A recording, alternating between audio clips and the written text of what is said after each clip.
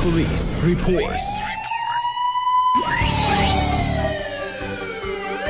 Sa ating police report, lalaki nasawi matapos saksakin ng kanyang kainuman. Para sa detalye ng balitang yan, kasama natin Idol Jam Victorio. 104.7 IFM. Report!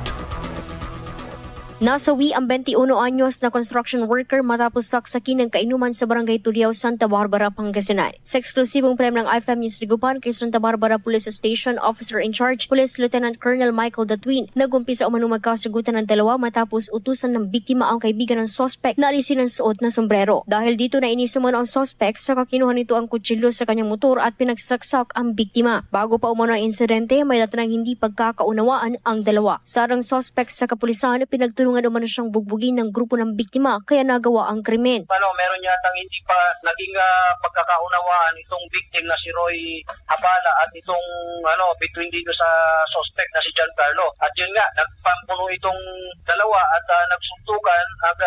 According dito kay Giancarlo, pinagtulungan siya, kaya ito yung naging sanhi kung bakit niya kinuha yung kanyang kutsilyo na nakalagay doon sa kanyang motor. At yun nga, pinagsasaksak niya itong victim na si Roy Habala. So, according dito sa suspect, sir, ay parang self-defense muna dahil siya ay pinagtutulungan. Tama po ba?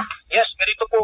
Ganun po yung ganun po yung according po doon sa suspect natin, ganun po yung yung kwento niya. Yan ang tinig ni Police Lieutenant Colonel Michael Datwin. Nagtamo ng 4 na saksak ang biktima dahilan ng kanyang agarang pagkasawi. Sumuko ang suspect sa otoridad at nakatakdang sampahan ng kaukulang kaso. Paalala ng opisyal na huwag pairali ng kalasingan upang hindi makapanghamak ng kapwa. Kasama mo mula dito sa IFM Negupano. Ito si Idol Jam Victorio. Tatak IFM.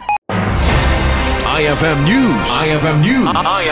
IFM News.